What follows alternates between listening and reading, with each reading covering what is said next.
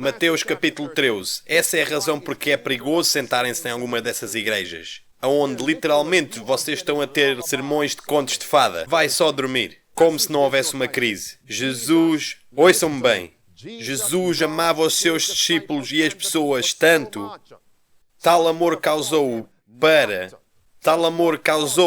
com que ele revelasse a crise vindoura, mesmo que doesse, mesmo que parecesse que ele estava a criticar os líderes da igreja e os líderes do Estado, porque estava profetizado que ia acontecer. Ele manteve-o sempre nas suas mentes. E os mensageiros de Deus têm que fazer o mesmo.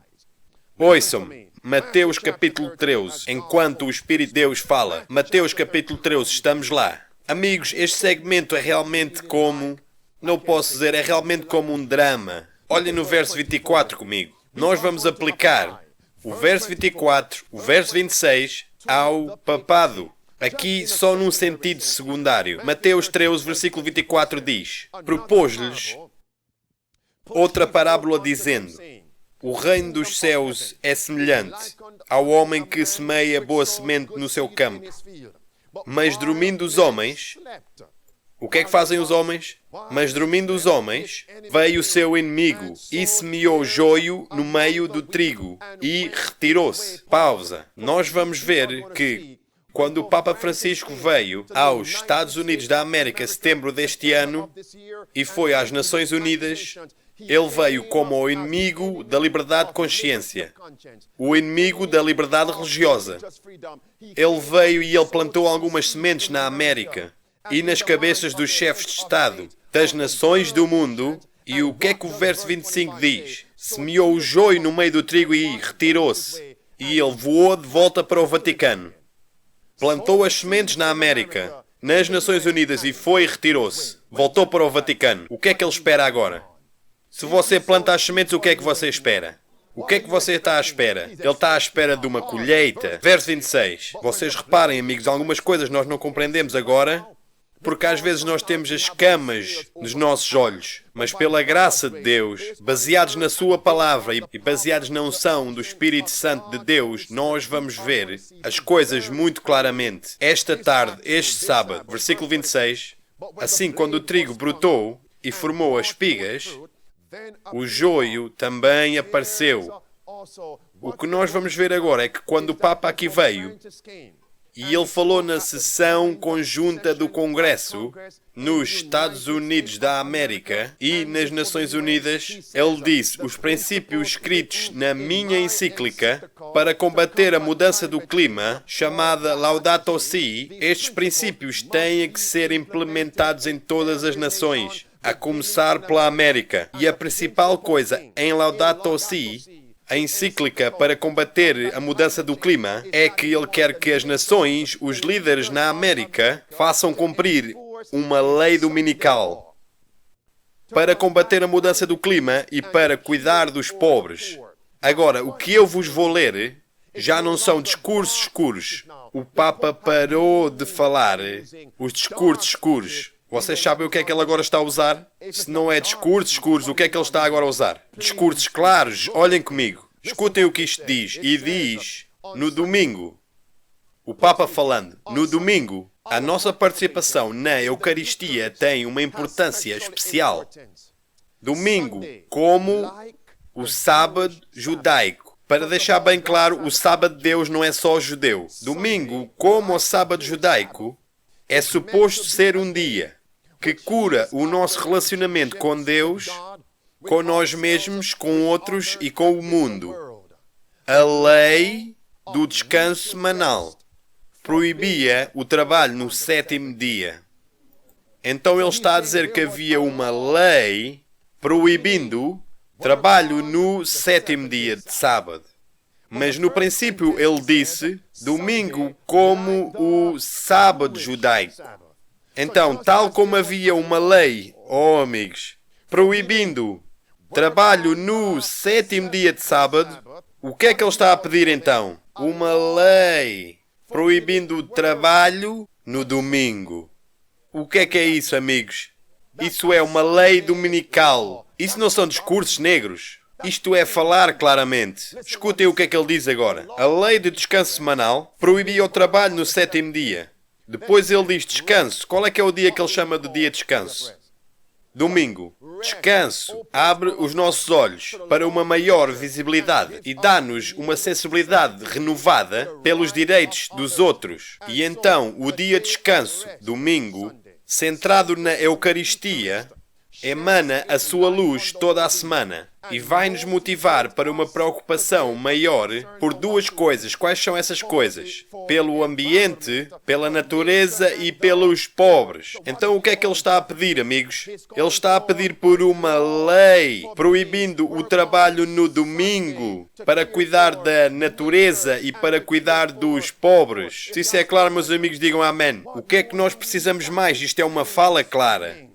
Eu voltei para trás na Laudato Si, a sua encíclica, e eu vi o Papa Francisco citando os papas anteriores. Noutras palavras, está a construir, está a repetir os ensinamentos de papas anteriores, especialmente o Papa João Paulo II. Escutem agora o que isto diz. Isto aqui é falar claramente. E porque estamos cegos não conseguimos ver, não nós, mas outras pessoas. Não veem. Diz aqui, autoridades públicas, escutem. Autoridades públicas têm o dever de assegurar-se que, pelas razões de produtividade económica, não é negado aos cidadãos tempo para descansar e louvor divino. Vamos pausar aqui. Ele diz, as autoridades públicas têm este dever de assegurar que os cidadãos têm tempo para duas coisas. Quais duas coisas? Descanso e o quê? Louvor divino. Quem é que são estas autoridades públicas? Quem é que são estas autoridades públicas? Que têm que assegurar que os cidadãos têm tempo para descanso e louvor. Estes são os que fazem as leis, amigos. Estes são os que fazem as leis. Isto é uma fala clara. Então o Estado e a Igreja têm que se unir. Ouçam, então quando o Papa diz nós precisamos do domingo para um dia de descanso, não é só descanso, mas você tem que ir à igreja ao domingo. Então o que é que vai acontecer quando nós dissermos nós não vamos louvar ao domingo? Então vocês são pessoas malucas. Por que é que vocês não querem louvar ao domingo?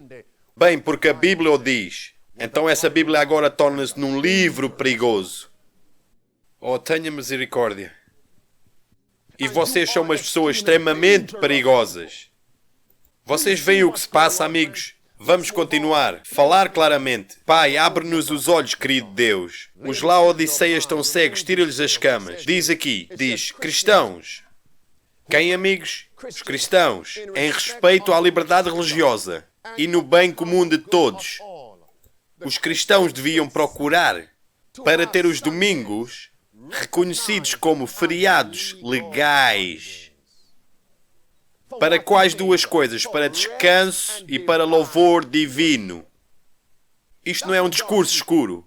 Isto é falar com claridade. Então os cristãos agora têm que puxar os que fazem as leis, as autoridades públicas, para se assegurarem que o domingo é legal. Esperem um minuto, amigos. Será que nós não podemos ver isto? Ele diz, eles têm que dar a todos, os cristãos, têm que dar a todos um exemplo público de oração, respeito e alegria e defender as tradições como uma preciosa contribuição para a vida espiritual da sociedade. E depois ele menciona que esse dia é o dia do Senhor. Vamos em frente. Escutem o que ele diz agora. Ele diz, descanso do trabalho é um direito. Agora, qual é que é o dia que a Igreja Romana Católica diz que é o dia de descanso? Domingo. Então, domingo é um direito. Depois ele cita, como Deus descansou no sétimo dia de todo o trabalho que ele tinha feito. Esperem um bocado. Então, o que ele está a dizer é, tal como Deus, vocês veem? Tal como Deus deu à humanidade o sétimo dia de sábado para adorarmos, ele está a dizer agora, o nosso descanso, domingo, é um direito. Descanso do trabalho é um direito. Isso significa, reparem na fala manhosa agora, o que ele está agora a dizer é, domingo, descanso do trabalho é um direito. Isso significa que o louvar ao domingo é uma parte dos teus direitos dados por Deus. Vamos dar mais um passo. Domingo é uma parte do inalienável direito de Deus. Vocês lembram-se do preâmbulo da Constituição do US? Todos os homens são criados iguais e são dotados pelo seu Criador com certos direitos inalienáveis, tais como direitos à vida, à liberdade e o quê? E perseguir a felicidade. Então, se você quiser vida, está a perseguição a vir. Se você quiser liberdade, se você quiser perseguir a felicidade, então o louvor ao domingo é um direito. Isto é uma fala clara, meus amigos. Depois ele diz, a instituição do quê? Do dia do Senhor contribui para isto. Nos domingos e outros santos dias de obrigação, os crentes têm que parar de se envolverem com trabalho e outras atividades que entravam o louvor devido a Deus, a alegria adequada para o dia do Senhor. Isto é uma fala clara, amigos. Está ele a plantar sementes. O que é que ele agora está à espera? Da colheita. Eu quero-vos mostrar uma coisa agora. As pessoas já estão a manifestar a fruta para mostrar que eles já aceitaram os falsos ensinamentos do papado. Ouçam o que isto diz. Isto saiu ontem. Sim, ontem, 21 de outubro, em Sydney. Diz aqui, olhem, o título, O Sábado dos Dias Modernos. Qual é que é o dia que eles chamam do sábado moderno? Eles dizem que o dia moderno do sábado é o domingo. Ouçam o que isto diz. E eles citam o Papa Francisco e diz: os seres humanos são muito mais que simples unidades económicas. Será que isso parece com o Papa Francisco? Capazes de conduzir objetivos capitalistas. Como o Papa Francisco tem repetidamente apontado, os seres humanos são seres espirituais e a noção do descanso do sábado é essencial para o nosso sentido de bem-estar e prover de tempo para pensar quem é que nós somos e onde é que nós estamos nos relacionamentos uns com os outros e com Deus. O Papa disse, escutem, mesmo se uma pessoa não seja religiosa, continua a ser importante ter esse tempo de reflexão. Depois ele diz, se não for ao domingo, então quando? Então quando? As mesmas palavras que o Papa Francisco. Notícias Yahoo, AP, notícias. O que é que diz aqui? Diz, Papa falando. Ele diz, não trabalhar aos domingos é bom, não só para romanos católicos, mas para toda a gente. Isto não é uma fala claríssima, meus amigos? Será que ele está a plantar as sementes? Amigos, e isto é o princípio que o Papa Francisco veio e apresentou perante a sessão conjunta do Congresso e nas Nações Unidas. Então voltou de volta para o Vaticano. Plantou as sementes, então ele agora está à espera da colheita. Escutem o que ele diz. Huffington Post, 24 de setembro. O Papa Francisco chama a quem? Ao Congresso para tomar ações no quê? Na mudança do clima. Falem comigo agora. Vejam qual foi o documento que o Papa focou a sua atenção. Daqueles no Congresso e os cabeças de Estado na ONU, ele disse para combater a mudança do clima, foquem-se em Laudato Si. E qual é que é a coisa principal em Laudato Si? Para preservar a natureza e cuidar dos pobres. O domingo tem que se fazer cumprir como lei para trazer descanso e louvor divino. Podemos ver onde é que nós estamos. Ele diz em Laudato Si, citando, amigos, eu chamo por um esforço corajoso e responsável para redirecionar os nossos passos e para evitar os mais sérios efeitos na deteriorização ambiental causado pela atividade humana. O Papa disse, eu estou convencido que nós podemos fazer uma diferença. E eu não tenho nenhuma dúvida que os Estados Unidos e este Congresso têm um papel importante para fazer.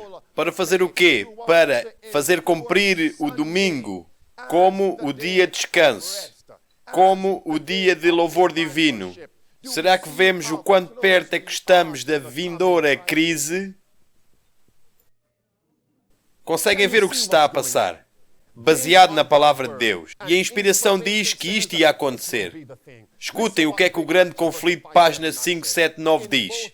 Tanto no Velho como no Novo Mundo. Isso é onde? É a Europa, a Ásia e a América do Norte. As Américas. Tanto no Velho como no Novo Mundo, o papado receberá homenagem pela honra prestada à instituição do domingo. E isto está a acontecer agora? Que repousa unicamente na autoridade da Igreja Romana.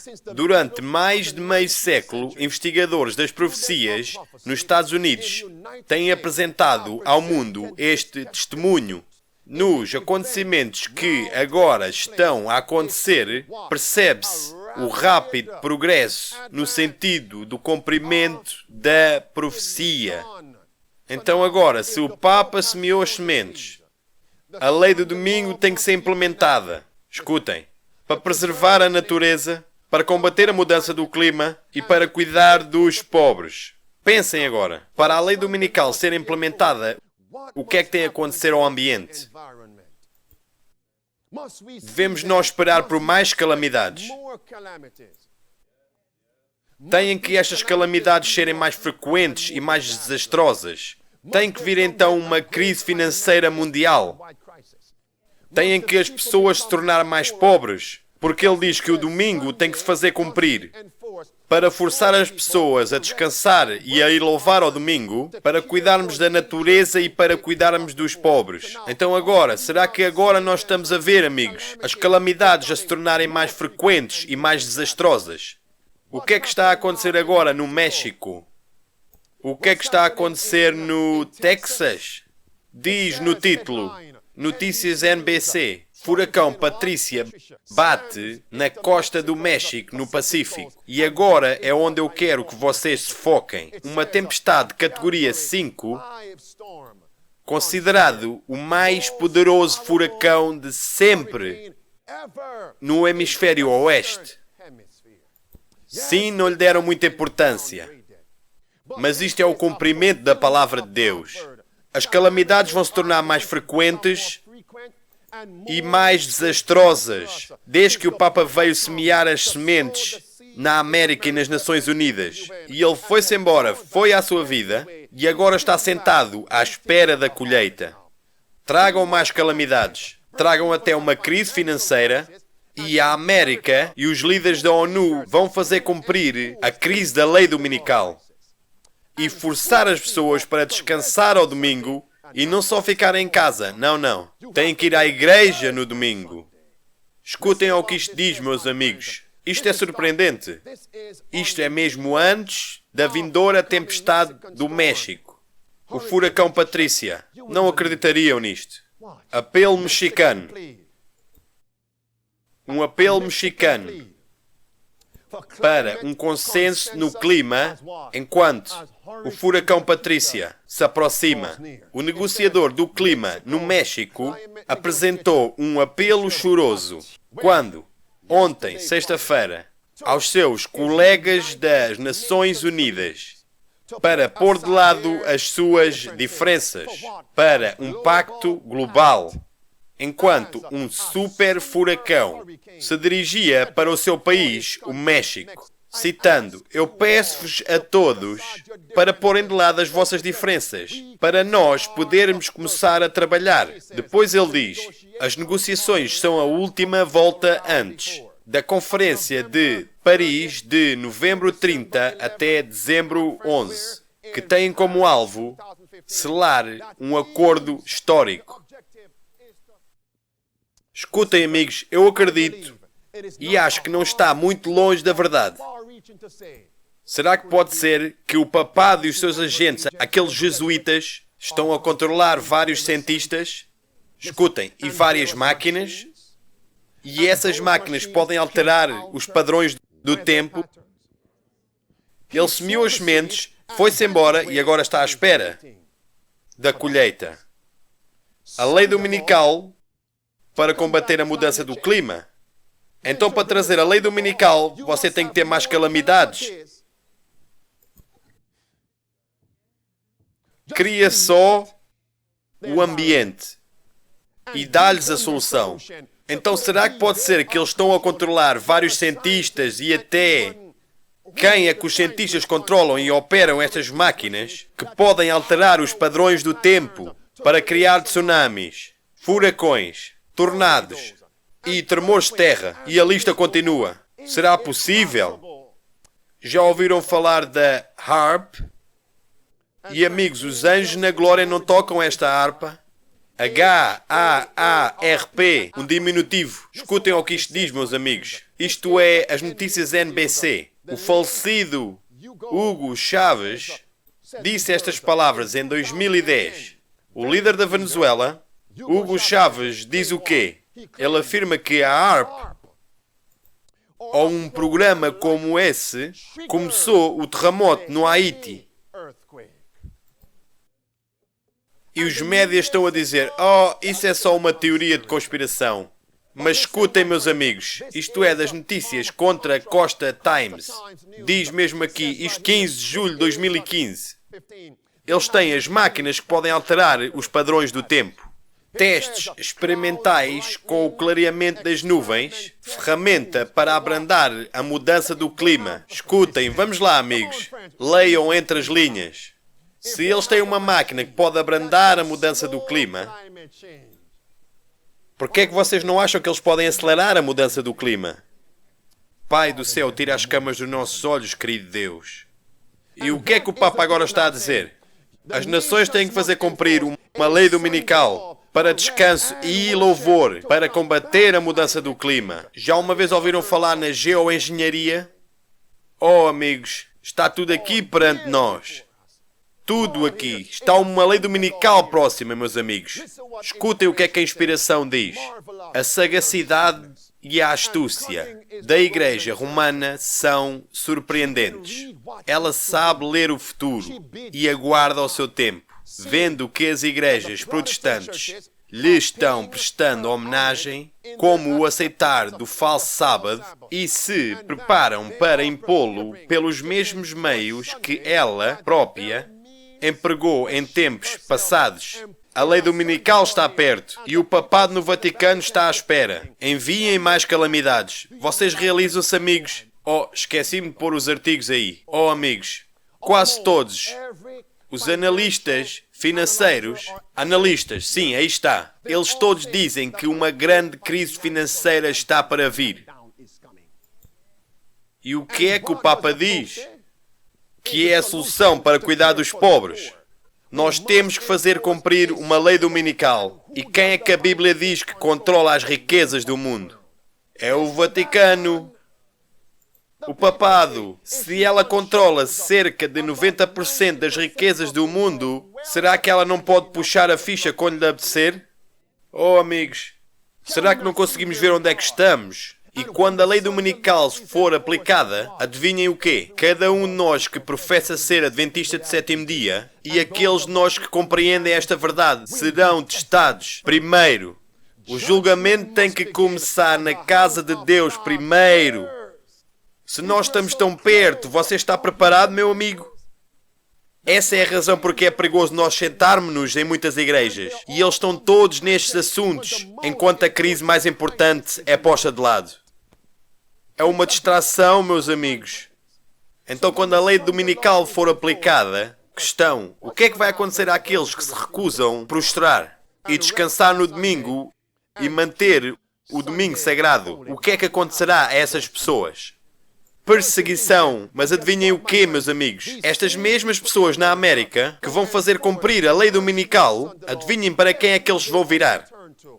Para pedir instruções como lidar com este grupo de pessoas que se recusam de honrar o domingo como um dia de descanso. Para quem é que eles vão virar? Eles vão ir de volta para o Papa. Isto é um drama. Papa, você nos disse, para preservar a natureza e cuidar dos pobres para fazer cumprir uma lei dominical. Nós o fizemos. Mas, Senhor Papa, há um grupo aqui, eles não se estão a prostrar e não mantêm o domingo. O que é que temos que fazer? Eu imagino o que é que ele lhes diria. Eu imagino o que é que o papado lhes diria. Escutem o que isto diz. Os que rejeitam a luz da verdade procurarão ainda o auxílio deste poder que a si mesmo se intitula infalível, a fim de exaltarem uma instituição que com ele se originou. Quão prontamente virá esse poder em auxílio dos protestantes nesta hora? Não é difícil de imaginar. Quem compreende melhor do que os dirigentes papais como tratar os que são desobedientes à Igreja? Senhor Papa, escutem. Senhor Papa, como é que nós devemos lidar com este grupo? Que se recusam a descansar ao domingo, que se recusam de honrar o domingo como o dia de descanso, que recusam louvar ao domingo, que recusam deixar o sétimo dia do sábado. O que é que nós faremos com eles? Quem é que tem mais prática para lidar com aqueles que são desobedientes à Igreja? Quantos anos é que o papado perseguiu o povo de Deus que guarda os mandamentos? 1000, vamos lá, 260 anos. Será que ela tem um grande registro? Ela tem a experiência, meus amigos. Você sabe o que está para vir? Não tenham medo, mas isto é o que vem. Será que Cristo escondeu isto dos seus discípulos? Escutem, e diz: nos dias da supremacia de Roma, houve instrumentos de tortura para forçar o assentimento às suas doutrinas. Houve a fogueira para os que não queriam admitir suas exigências. Houve massacres em proporções que jamais serão conhecidos até que se revele no dia do julgamento. Os dignitários da Igreja, dirigidos por seu chefe Satanás, dedicavam-se a inventar meios para produzir a maior tortura possível antes de pôr termo à vida das vítimas. Vocês já ouviram falar na tortura com água? Se o governo deixou que a tortura com água se tornasse pública, isto é o que a gente faz aos terroristas e os hereges. O que terão eles em segredo? Que é classificado. Vamos lá, amigos. Em muitos casos, o processo infernal era repetido ao limite extremo da resistência humana, até que a natureza capitulava na luta e o sofredor saudava a morte como um doce alívio. Esta era a sorte dos que discordavam de Roma. Para os seus adeptos, ela tinha a disciplina do açoite, da fome, das austeridades corporais e de todas as formas imagináveis, cujo aspecto punge o coração. Vamos voltar comigo até o Mateus 26. O que é que o papado fez ao Hus? Como é que eles mataram o John Hus? Será que eles declararam o John Hus como uma pessoa extremamente perigosa? Eles ataram-o ao pau, puseram lenha debaixo dos seus pés, madeira, e queimaram-o vivo. Oh, meus amigos, por que é que estas coisas estão escritas? Será que estas coisas vão voltar? Pastor, por favor, não nos assustes, eu não vos estou a assustar. Isto é uma realidade.